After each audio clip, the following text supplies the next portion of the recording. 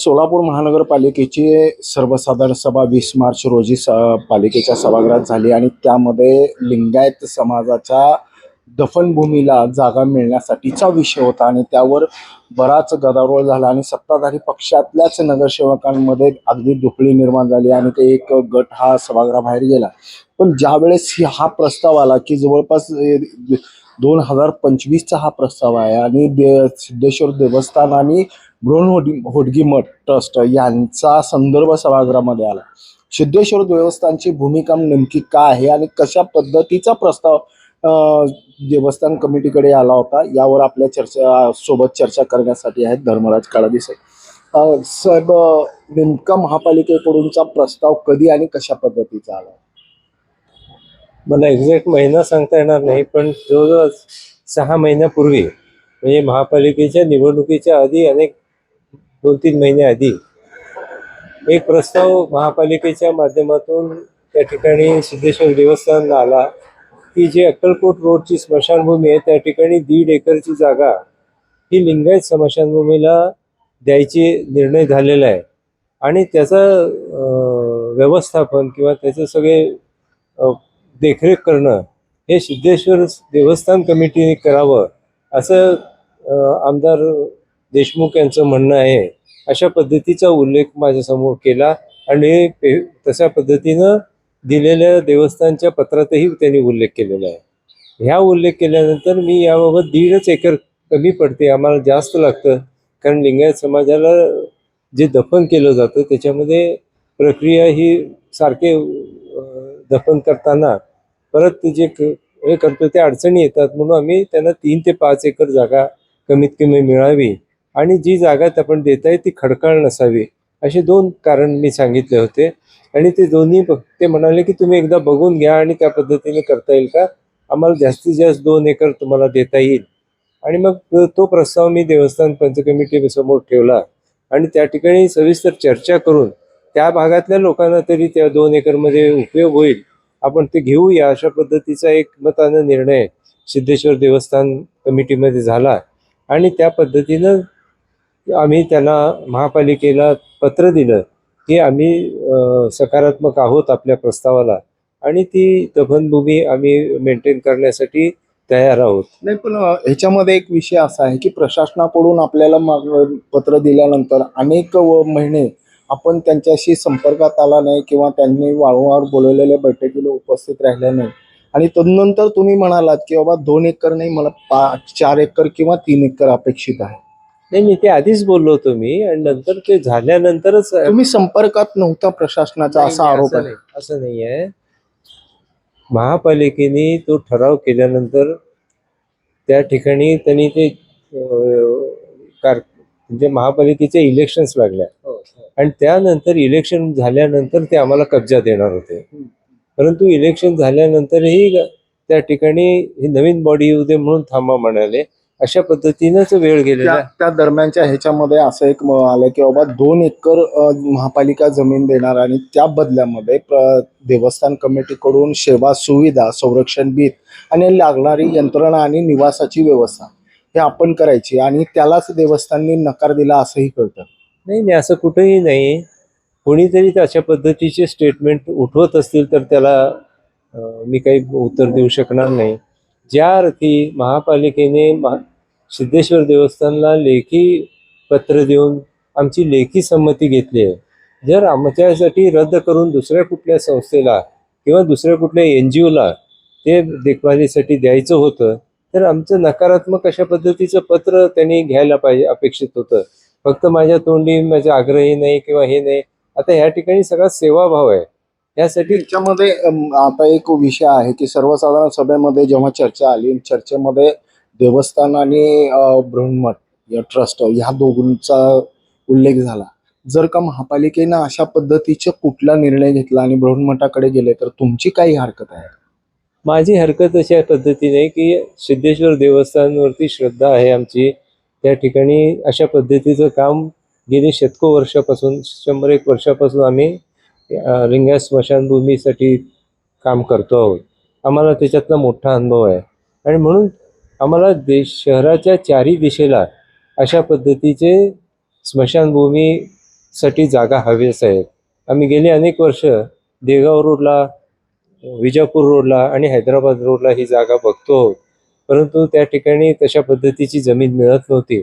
आज ह्या अक्कलकोट रोडला त्या ठिकाणी ही जागा देतो म्हणल्यानंतर आम्ही कमी का असेना पण काही लोकांची तर त्या ठिकाणी व्यवस्था होईल ह्या ह्याच्याने आम्ही त्याला होकार दिला होता. आणि पुन्हा जर का तुम्हाला विजापूर रोड आणि देगाव रोडला जर का जागा पुन्हा महापालिकेकडूनचा प्रस्तावित जर का आला आणि त्याच्यात संधी जर का तुम्हाला मिळाली तर तुम्ही घेणार का? मी सांगितलं ना, आम्हाला समाजाला सोलापुरात लिंगायत समाज मोठा आहे आणि त्या ठिकाणी आम्हाला दफन करावं लागत असल्यामुळं आम्हाला जागेची कमतरता आहे. शहर वाढलेलं असल्यामुळं विजापूरचे रोडची लोक आहेत ते स्मशानभूमीमध्ये यायला त्यांना अडचणी होतात, खर्च वाढतो आणि म्हणून त्या ठिकाणची पण मागणी आहे. जर तशा पद्धतीचा जर काही प्रस्ताव त्या ठिकाणी आला तर नक्की तो त्याचा विचार देवस्थान करेल. या ठिकाणी अननेसेसरी जी काही घटना घडली आहे त्याचा विपर्यास करून त्या ठिकाणी सिद्धेश्वर देवस्थानला बदनाम करण्याचा जे काही गेल्या अनेक वर्षापासून त्या राजकारणी मंडळींनी काम चालवलेलं आहे त्याच्यातला हा भाग करून हा एवढा मोठा इश्यू केलेला आहे. वास्तविक पाहता हुडगी बृहन्मठाचे जे मठाधिपती आहेत त्यांच्याबद्दल आणि त्या संस्थांबद्दल आम्हाला अतिशय आदर आहे आणि त्यामध्ये हा भागच नाही. परंतु एकदा देवस्थानला दिलेल्याचा ठराव झाला असताना परस्पर हा ठराव काहीतरी एका दुसऱ्या संस्थेला किंवा दुसऱ्या एनजीओला देत असताना या ठिकाणी पहिल्यांदा दिलेल्या संमतीला त्या ठिकाणी रद्द करण्याच्या बाबतीमध्ये त्या संस्थेला विश्वासात घेणं गरजेचं होतं.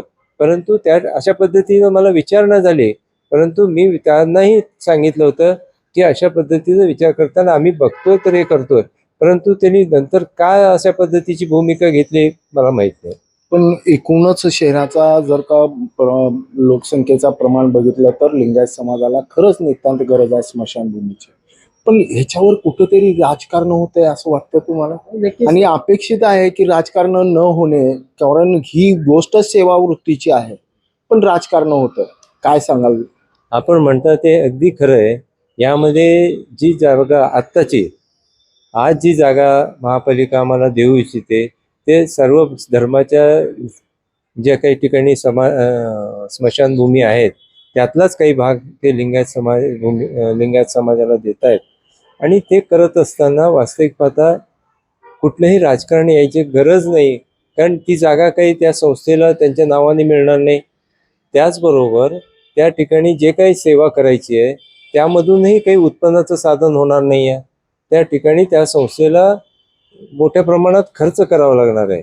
आज आम्ही पुरतो त्यावेळेस आज त्याच्यामध्ये जे काही खड्डा मारावा लागतो त्यालाही माणसं मिळत नाही. त्याच्यासाठी 10-12 लाखाचं JCB घ्यावं लागतं. त्या ठिकाणी काम करण्यासाठी 4 कुटुंब त्या ठिकाणी स्मशानभूमीत ठेवावी लागतात आणि त्यासाठी नेण्या आणण्यासाठी पण वाहन लागतं. हा सगळा अनुभव देवस्थानकडे असल्यामुळंच आम्ही घेतलं. आम्ही त्याच्यात नौके असते तर आम्ही पण हा विचार केला असता की अशा पद्धतीचं आपण काही अंगावर घ्यायचं का नाही. परंतु आज समाजासाठी काम आम्ही गेले शेकडो वर्ष करत आलोय. होऊन गेलं 100-125 वर्ष झालं आम्ही करतोय. तो अनुभव आहे, ती यंत्रणा आमच्याकडे आहे, म्हणूनच आम्ही ते घेतो. पण म्हणून राजकारण होतं. पण राजकारण चुकीचं योग्य आहे. चुकीचं आहे, अतिशय चुकीचं आहे. मी तेच सांगतोय. म्हणजे शेवटच्या क्षणाला देखील माणूस हा राजकारणावर भाष्य करतोय, राजकारण पद्धतीनं राजकारण कुरघोड्या करतोय. आणि त्याच्यापेक्षा राजकारण करत असताना कोणाच्या तर एखाद्या संस्थेला बदनाम करायचं, त्याचं कशा पद्धतीनं नाव खराब होईल ह्याच्यासाठी प्रयत्न करत इतर राजकारणी मंडळी जे त्याच्यामध्ये सामील नाहीत त्यांना ओढून घेऊन त्यांनी ह्या समाजात भांडणं लावतायत अशा पद्धतीचा मेसेज त्या ठिकाणी देणं. माझ्या तोंडी जे शब्द आले नाहीत ते शब्द घालून अशा पद्धतीचं स्टेटमेंट केलं म्हणून माझे प्रत्येकजण स्टेटमेंट तशा पद्धतीने घातले. मी त्यांना जे म्हणालो होतो की जो ठराव दिलाय तो मी ह्या स्मशानभूमीचं मेंटेनन्स करायला तयार आहे, परंतु कुठल्याही प्रकारामध्ये माझ्याकडे परत अशा पद्धतीचं ते करत नाही किंवा माझा हट्टीपणा नाही ह्याच्याबाबत किंवा मी आग्रही नाही. हे जे स्टेटमेंट घातलंय अशा पद्धतीचं माझं स्टेटमेंट नाही. मी त्यांना एवढंच म्हणालो की आम्ही जो ठराव करून दिलाय त्याच्यावर तुम्ही निर्णय घेऊन तुम्ही महापालिकेने ठराव केलाय की आमच्या संस्थेला देण्यात यावा. शेवटी ह्याच्यावर निर्णय घ्यायचा अधिकार महापालिकेचा त्यांनी घ्यावा. तुम्ही म्हणालात की पहिलं पत्र आलं आणि पत्राचा उल्लेख करत असताना अधिकाऱ्यांनी म्हणाले की आमदार देशमुखांची इच्छा आहे की सिद्धेश्वर देवस्थान कमिटीला ते मिळावं. बरोबर. म्हणजे त्यांची मानसिकता असताना देखील अशा पद्धतीची दोन ही नावं तिथं गुंतवली जातात आणि राजकारण केलं जातं, हे कितपत योग्य? माहित नाही, ते त्यांनाच माहित. माझ्यासमोर जे घडलंय ते मी तुम्हाला सांगितलं. काय सांगाल आता समाजाला, काय सांगाल की बाबा अशी जर का समाजामध्ये इनडायरेक्टली असा एक संदेश गेलाय की बाबा दुफळी निर्माण होते आहे समाजामधलं, एक पद्धतीचं गढूळ राजकारण तयार केलं जात आहे, दोन गट निर्माण केले जात आहेत, समाजामध्ये अनेक पद्धतीच्या चर्चा आहेत. काळादींची भूमिका नेमकी समाजाला काय असावी आणि काळादीन काय सांगतील समाजाला? समाजाला माहित आहे गेल्या 8-10 वर्ष कशा पद्धतीने येथे खेळ चाललेले आहेत. त्याचाच हा प्रकार परत होतोय. गेले तुम्ही बघितलं असेल होम मैदानाच्या मुंडेंच्या काळात जे रोडचं चालू होतं, तेव्हापासून आजपर्यंत सिद्धेश्वर देवस्थानला कुठंतरी एका दुराग्रही भूमिकेतनं ही मंडळी बघतायत. आणि तसाच इश्यू आज परत एकदा त्यांनी केलेला आहे, ज्यामध्ये देवस्थान बदनाम व्हावं, त्या ठिकाणी काम करणाऱ्या लोकांबद्दल बदनामी व्हावी, अशा पद्धतीची भूमिका घेऊन ह्याला फक्त समाजामध्ये एक दुफळी मांडण्याचा काही लोकांचा प्रयत्न आहे. तो कुठंतरी थांबला पाहिजे एवढं समजलं. नक्कीच येणाऱ्या काळामध्ये ही दुफळी थांबली पाहिजे आणि लिंगायत समाजातील लोकांना दफनभूमीची जमीन ही शहराच्या चौबाजूने मिळाली पाहिजे, या माफक अपेक्षा आहेत. आणि राजकारण न करता सेवाभाव वृत्तीनं ही सेवा बजावणार सिद्धेश्वर देवस्थान पंच कमिटी किंवा त्यांचे सहकारी हे तयार असल्याचं आत्ताच काळादी यांनी सांगितलं. ब्रेन न्यूज करता यासिन शेखचा मिनिट.